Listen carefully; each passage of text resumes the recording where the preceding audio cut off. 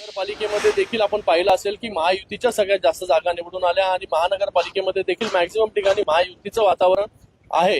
काही ठिकाणी जे आहे नाशिक सोडलं, बाकी ठिकाणी सोडलं तर त्या ठिकाणी काही ठिकाणी नाही आहे महायुती.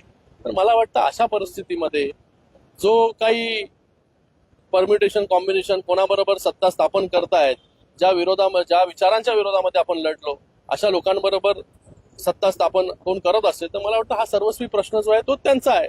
आपण त्यांना जाऊन जो प्रश्न विचारला पाहिजे. तसं जरी असलं तरी याचा एक चुकीचा मेसेज राज्यभरात जातो, कारण राज्यात आपण एकत्र आहात, त्याच्यामुळे सर्वसामान्य लोकांमध्ये एक वेगळा मेसेज जातो असं नाही वाटत आहे. तेच आता त्याचा अधिकार मला तर नाहीये, मी तर केली नाही युती कोणाबरोबर आघाडी.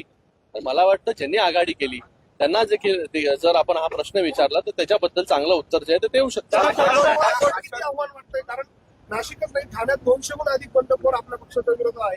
नाशिकमध्ये काही ठिकाणी बंडखोरी आहे. मला वाटत नाही की बंडखोरांचा कुठे जो आहे हा प्रॉब्लेम जो आहे कुठेच आलेला आहे. नगरपालिकेमध्ये पण पाहिलं त्या ठिकाणी देखील मोठ्या प्रमाणामध्ये सगळे बंडखोर उभे होते, पण त्या ठिकाणी शिवसेनेने सगळ्यात जास्त नगराध्यक्ष जे आहेत त्या ठिकाणी निवडून आणले.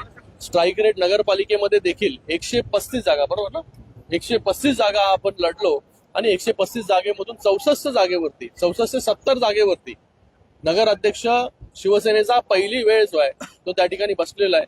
तर त्याच्यामध्ये जे शिवसेनेचा स्ट्राईक रेट चांगला राहिलेला आहे, शिवसेनेवरचं प्रेम आहे, लोकांचा आशीर्वाद आहे, ते असंच अबाधित राहील. मला वाटत नाही कुठलं आव्हान आहे. लोकशाही मराठी ऐका, पहा, जागरूक रहा.